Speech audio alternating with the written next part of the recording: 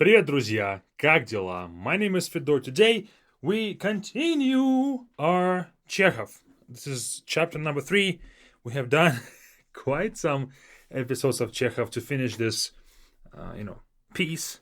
And this is the best thing for me as well as I'm reading this. And I get to learn classics of Russian literature. Now, this is, if I'll be honest with you, a lot of these things we were supposed to read them in school, but when you're in a school like a little kid in school, you don't care about this stuff. You think, I'd much rather just play with the girls or something, or go outside, play some soccer with the boys. You don't get to read these things and think that you're doing something good.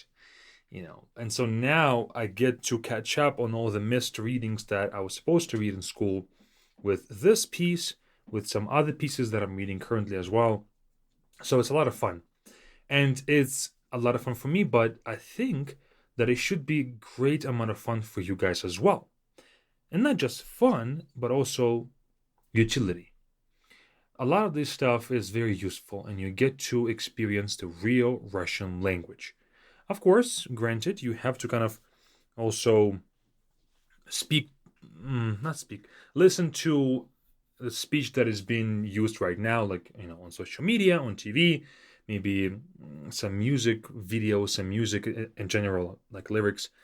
They will use a lot of Russian, of course, but it's going to be modern Russian, which sometimes can be good, it can be bad, because it can be overly simplified. And if you continue to read or listen to this podcast and read these books yourself, you will learn the quote-unquote educated Russian, the language that people use who are educated. And of course, I'm sure that since you guys are curious to learn a second language and you've gotten so far into this episode of Chekhov, I take it that you're interested in this kind of literature, which already makes you a person who wants to speak well, right? So I think that we have a common goal here, okay? So let's get into it. Enough of talking. Learn the real Russian that is being used by, good, educated people. So let's get right into this chapter number 3. We are halfway through it. Chapter number 3. Just so you know, I guess as a refresher, both of them, Gurov and his lover, they left Yalta and went home. And here's where we kind of pick up. So they parted their ways. Here we go. Дома в Москве уже все было по-зимнему. In Moscow, everything was already wintery. Now this translation is missing home in Moscow. Дома в Москве. So what this sentence means is Gurov went home, right? He said, it's time for me to go back north. So Дома в Москве. So his home is Moscow. And at home in Moscow, that can be at his actual house or just in Moscow in general. But since they're saying everything is wintry, I don't think that you would have something wintry in your home, right? Cold and stuff like that. So I think what he's saying is that he was in Yalta, which is south, typically warmer climate. Now you're going back north, it's already winter, kind of. So, топили печи, и по утрам, когда дети собирались в гимназию и пили чай, было темно, и няня ненадолго зажигала огонь. The stoves were lit. Not just stoves, but furnaces. Not stoves, furnaces were lit. And in the mornings when the children were getting ready for school and drinking tea, it was still dark, and the nanny would briefly light a fire. So, Chekhov paints this picture, and I'll also tell you some cultural things too. Топили печи.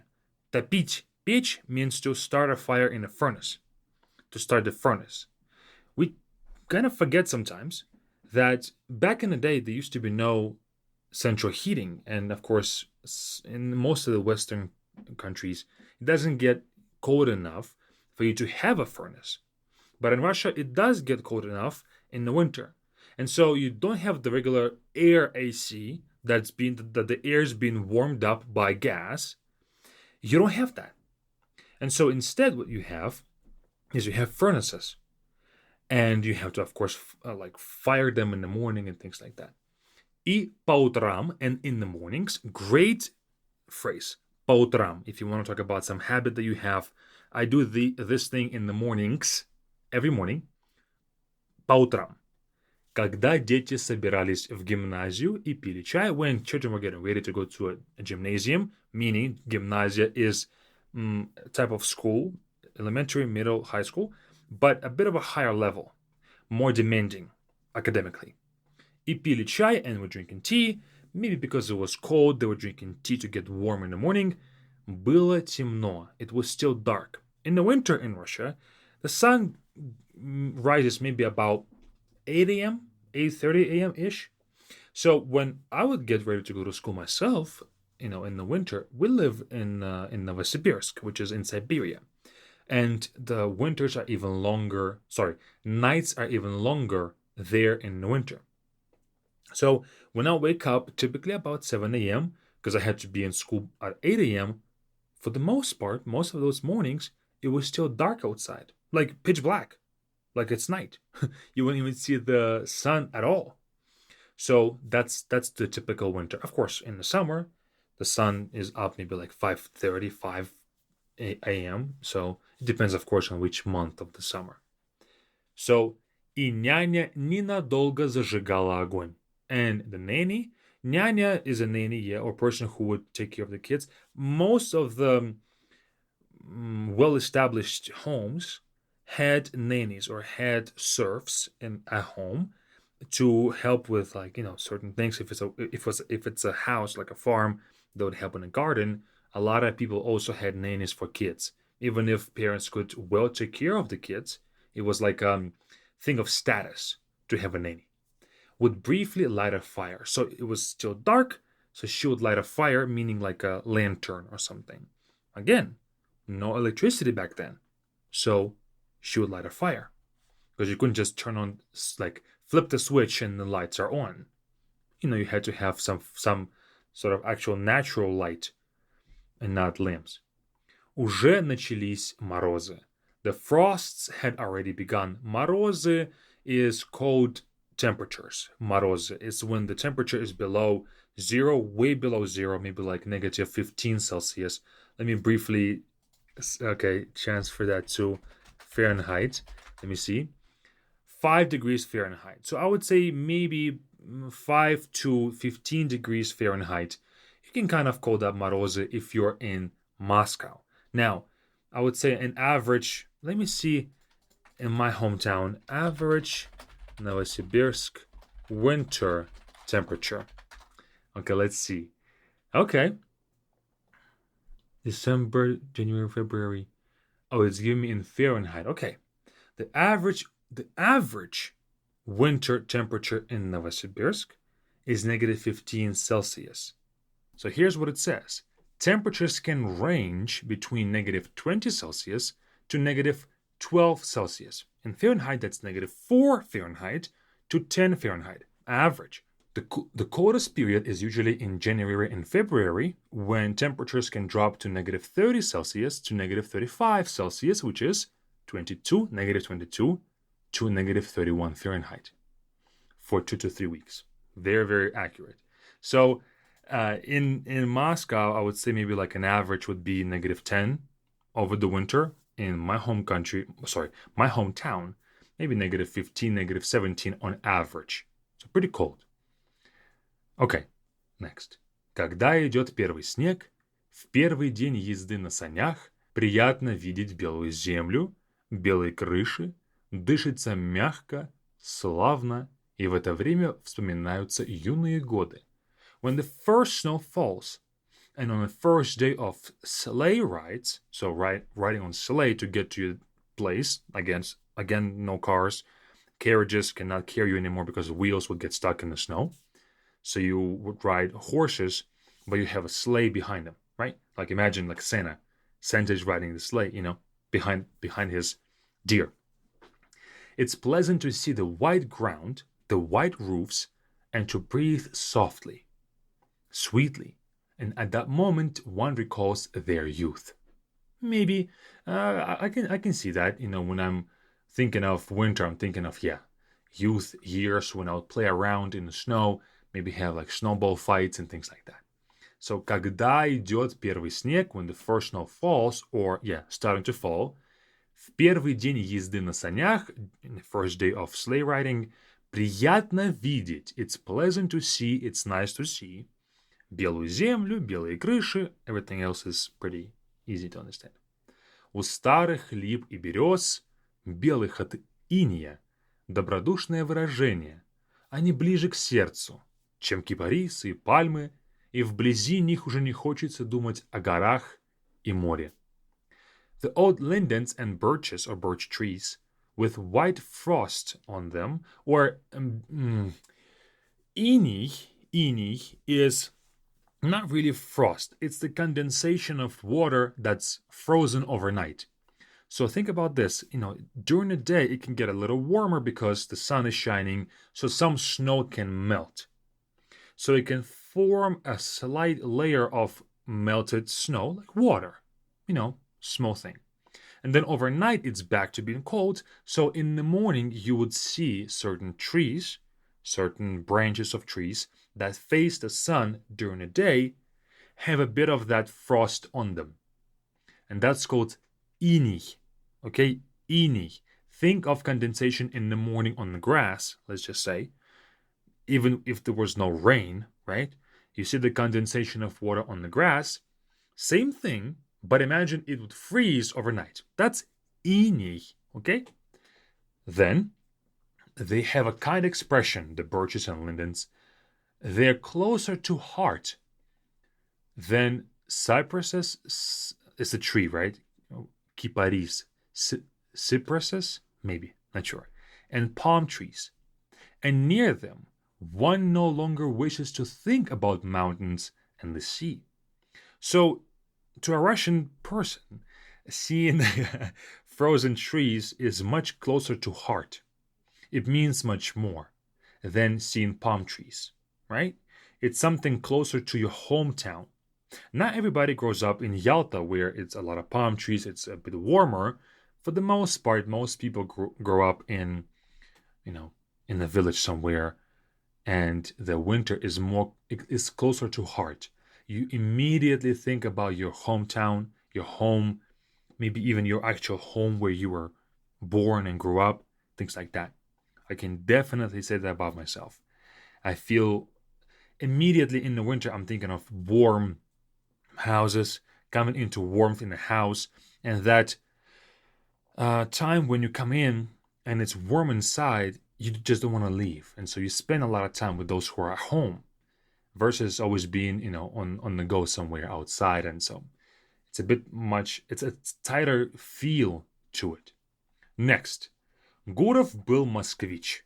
Вернулся он в Москву в хороший морозный день, и когда надел шубу и теплые перчатки, и прошелся по Петровке, и когда в субботу вечером услышал звон колоколов, то недавняя поездка и места, в которых он был, утеряли для него все очарование. Long sentence. Here's what it means. Gurov was a Muscovite, or a person from Moscow. He returned to Moscow on a fine, frosty day, and when he put on his fur coat and warm gloves and walked down Petrovka Street, and when he heard the bells ringing on Saturday evening, the recent trip and the places he had been lost all their charm for him. So he comes back to his hometown, Moscow, and this winter really charms him that he forgets about his recent trip. Rightfully so. So, let's keep going. We already spent a lot of time on the earlier sentences. Let's keep going here a bit faster. Okay. Мало-помалу он окунулся в московскую жизнь, уже с жадностью прочитывал по 3 газеты в день и говорил, что не читает московских газет из принципа. A little by little, мало-помалу means little by little. Good phrase. He immersed himself in Moscow life, greedily reading 3 newspapers a day, though he would claim that he didn't read Moscow papers out of principle. Из принципа means out of principle. When you stand by your principles and you don't do something or do something out of principle, that's called из принципа. Okay? Его уже тянуло в рестораны, клубы, на званые обеды, юбилеи, и уже ему было лестно, что у него бывают известные адвокаты и артисты, и что в докторском клубе он играет в карты с профессором. He was already drawn to restaurants, clubs, dinner parties, jubilees, and he was pleased that well-known lawyers and actors visited him and that he played cards with the professor at the doctor's club. So, all of that is a long sentence of details. What it really means is that he was just in Yalta, didn't really want to spend time with people like that, and now he's back in Moscow. And he's back going to different restaurants, clubs, jubilees and dinners and things like that. So he's back into this kind of, I'm having a hard time finding words. So being among people and being in the light, right? He just had this one-off affair with this person that I think he would love to keep secret. And now he is back among people and enjoying their company. Maybe some things here. Not really much of new, interesting words here. If you're interested in this, of course, you can read it. Under this podcast, you'll see this text with translations, so you can read it as well. But let's keep going. Уже он мог съесть целую порцию селянки на сковородке. He could now eat an entire portion of selyanka from the skillet. Maybe meaning that he can eat a whole lot now. So he's back in his rhythm. Пройдет какой-нибудь месяц, и Анна Сергеевна, казалось ему, покроется в памяти туманом и только изредка будет сниться с трогательной улыбкой, как снились другие. A month or so would pass, and it seemed to him that Anna Sergeyevna, his lover, over there in Yalta, would fade into the mist of memory. And she would only occasionally appear in his dreams with a touching smile, as others had. So he was thinking, a month will go by, I'm gonna forget about her. But, let's keep going. Но прошло больше месяца. Наступила глубокая зима, а в памяти все было ясно. Точно расстался он с Анной Сергеевной только вчера. But more than a month has passed. Deep winter set in, and everything in his memory was still clear, as if he had parted with Anna Sergeyevna only yesterday. He thought, let me go to these clubs, restaurants, dinners, parties, and I'll forget about her in no time. More than a month has gone by, and everything was still clear in his memory. So she really, really struck him as something unattainable, something new, right? Прошло больше месяца. Прошло means has passed. So if you're talking about certain time, прошел час, an hour has gone by. Прошла минута, a minute has gone by. So пройти also can mean to pass when it comes to time. Все было ясно. Everything was clear. Everything was crystal clear. Everything was still fresh. Только вчера, only yesterday, or just yesterday. Okay. Let's read the last two lines here.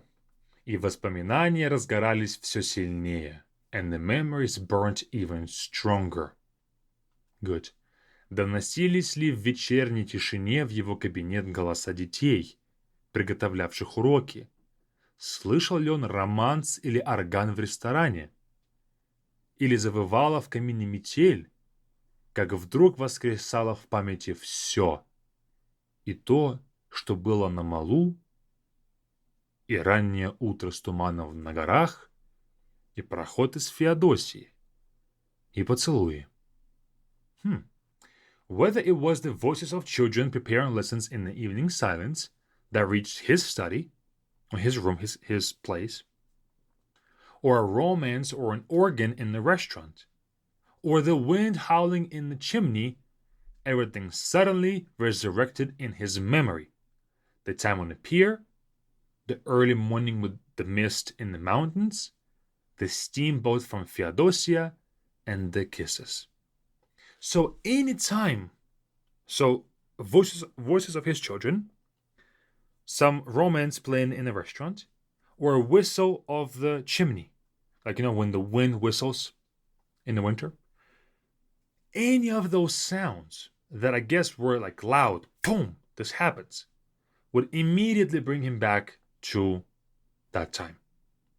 So any out of the ordinary noise makes him go back to the romance that he had with Anna Sergeyevna.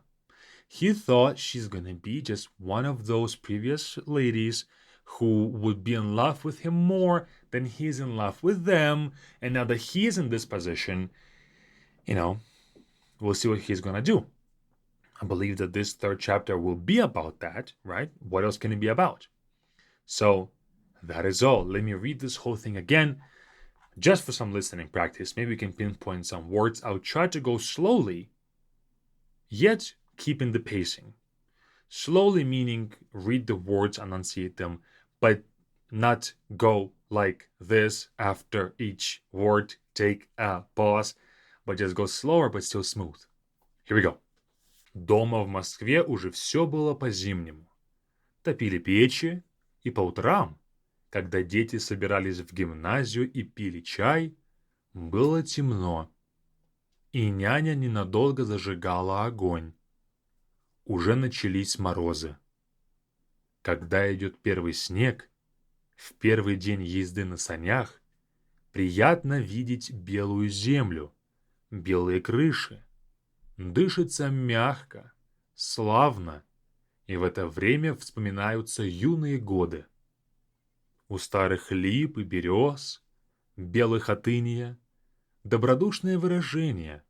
Они ближе к сердцу, чем кипарисы и пальмы, и вблизи них уже не хочется думать о горах и море.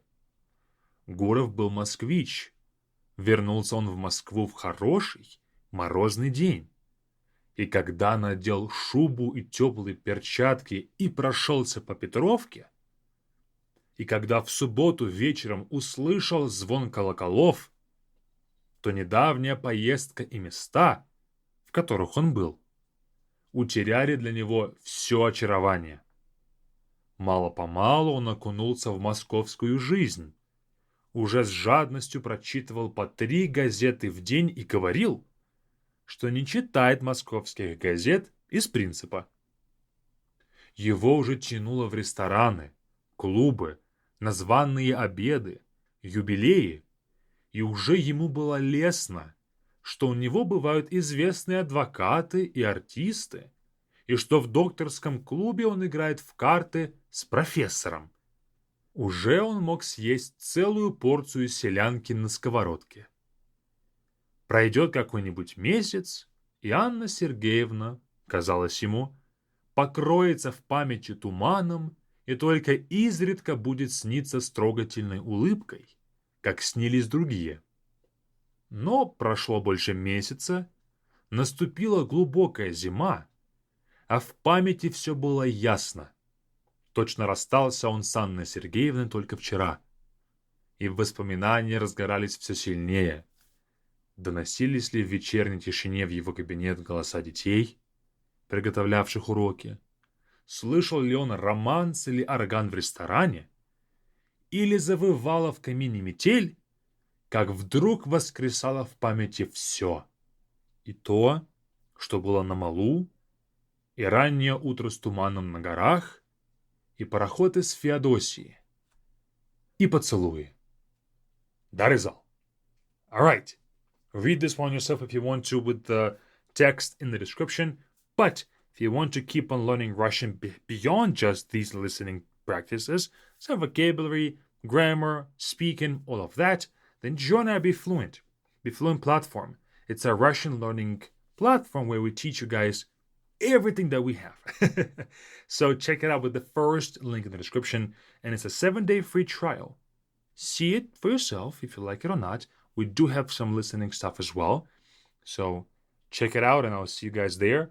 It will be truly, truly useful to all of you. That is all. See you all next time. Пока-пока.